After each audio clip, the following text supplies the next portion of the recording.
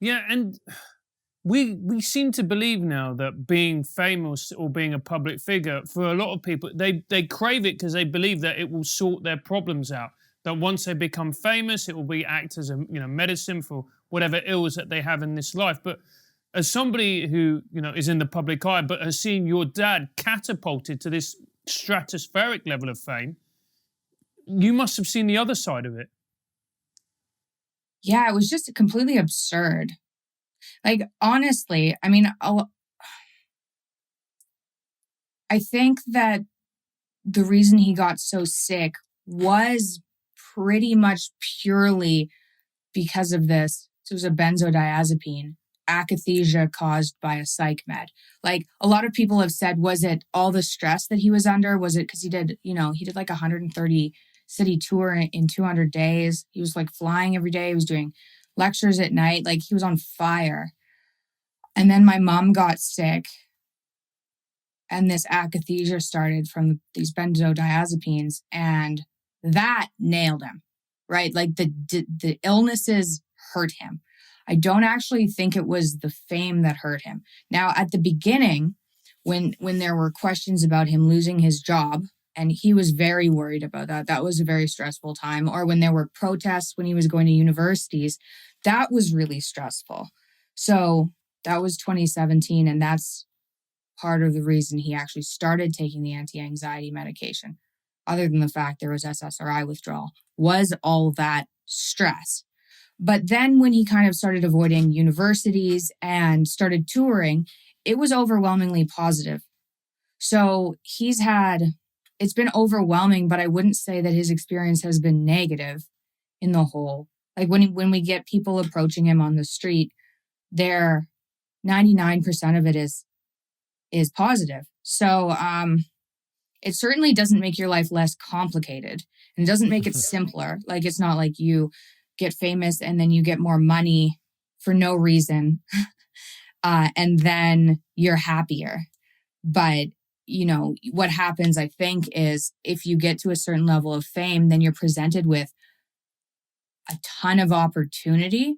And if you grab those opportunities, then you can make money. So it's not just because you're famous, it's because you're working, but you do have more access to opportunity.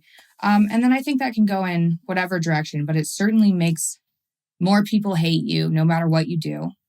And it doesn't make your life any simpler. It's definitely stressful.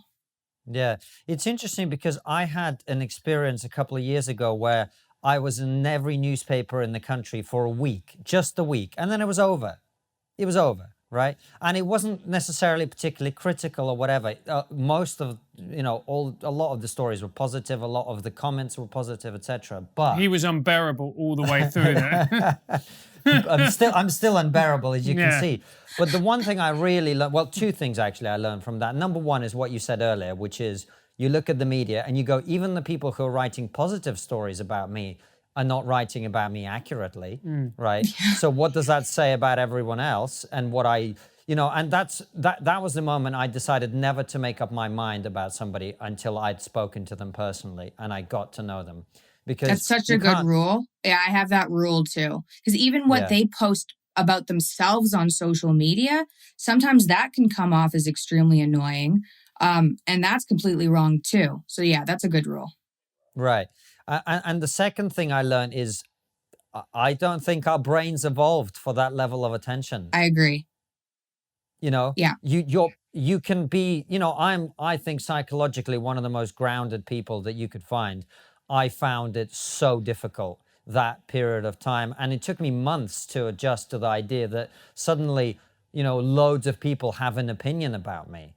So I can only imagine what it was like for your dad and for you as well, by extension, just the fact that you suddenly find yourself, loads of people have an opinion about your family based off that. Our brains didn't evolve for that. They really didn't. Yeah, I completely agree. And I think that's one of the problems. That's one of the problems with social media. I mean, even a small following, even getting, like, I remember before I had any following, you watch, how many likes you get on photos, and you watch this kind of thing because it's a social metric for what people think of you, which is important if you want to kind of evolve, right? But then if you start getting, I would say even thousands of followers, like I don't even think we're evolved to be used to thousands of followers, let alone hundreds of thousands or millions. Like even thousands of followers, you get one negative comment about any aspect of your life and you're like, oh, well,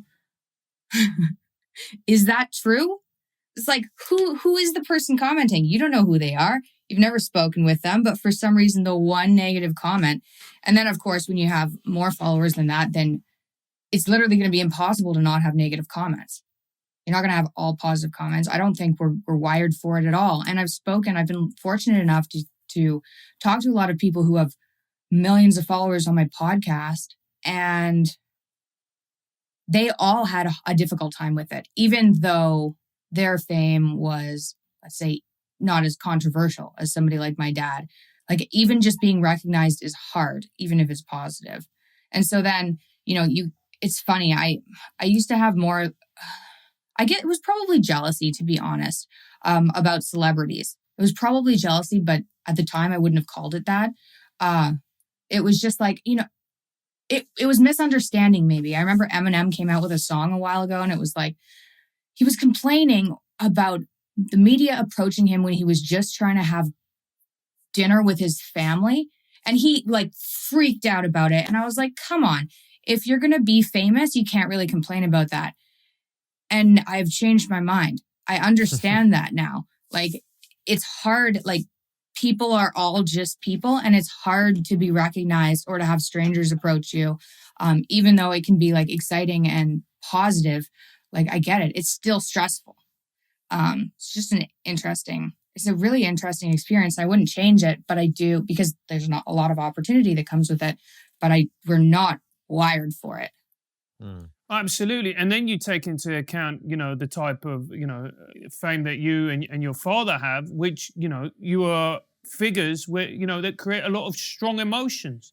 It's different, if somebody's in, like a lead singer in a pop band, where if you don't like the music, you don't listen. But everybody nowadays seems to have an opinion, whether it's positive or negative about you both.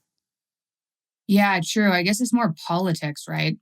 Like that would happen with people in politics, which my dad is definitely actively trying to avoid. It's like, oh no, that's way too much stress.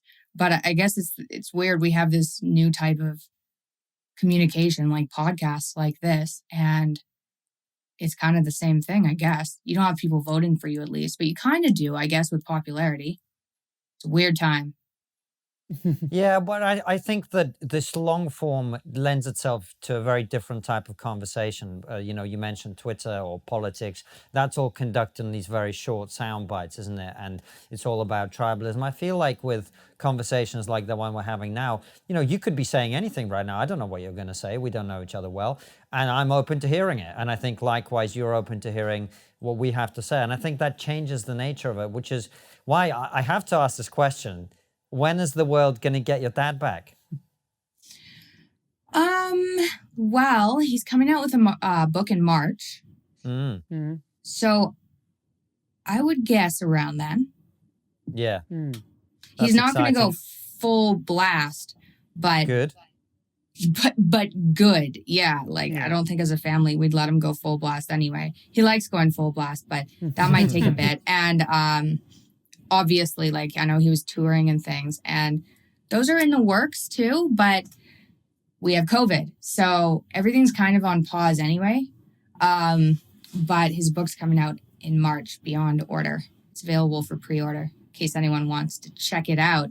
Some people are going to check it out, believe me. But it's exciting because I sort of half joked the other day that, Jordan Peterson took a year and a half off or however long it's been, and look what's happened to the world. We're in a lot worse of a place.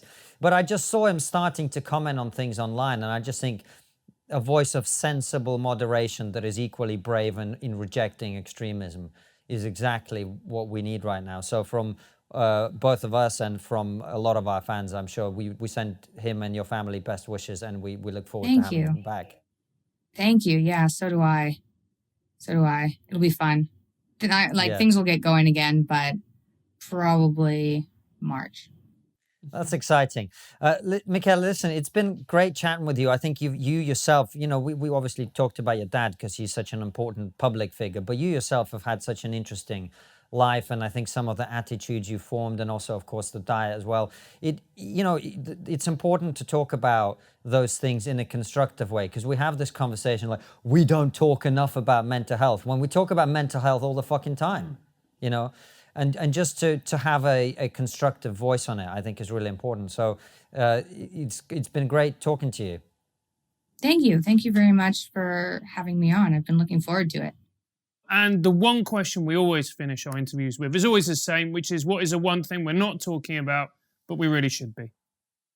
So I already mentioned diet, so I'm going to just talk about, this isn't like the one thing. I don't have that. But this is something that I discovered recently that's really pissing me off.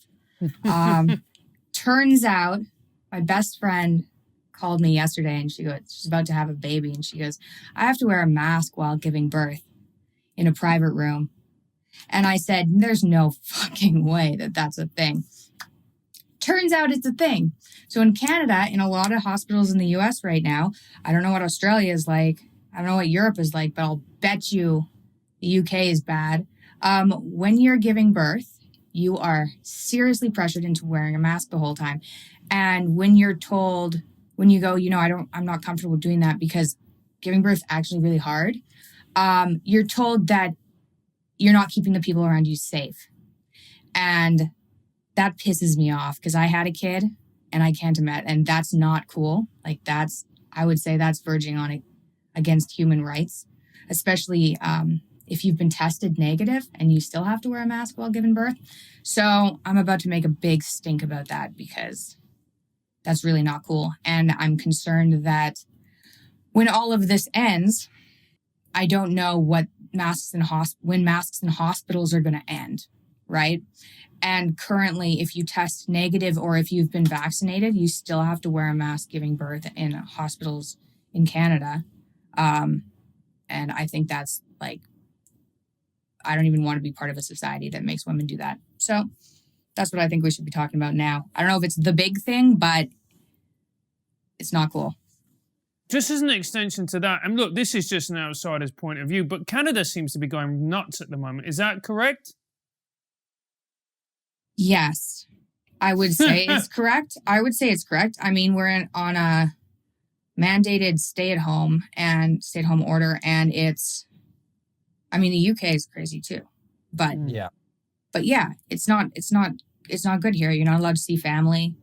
You have to wear a mask giving birth. I mean, right now you don't have to wear a mask outside. Like, to give our premier some credit, he is slightly conservative, so I think the pressure's coming down on him to do these things. But I mean, a mandated lockdown.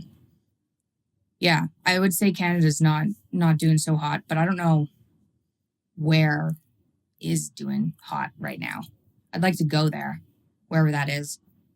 Costa Rica we'd like to go there when we find out as well. But I think actually you probably meant on more than just lockdowns as well, because we've seen a large uptick in Canadian viewers of our show. Really?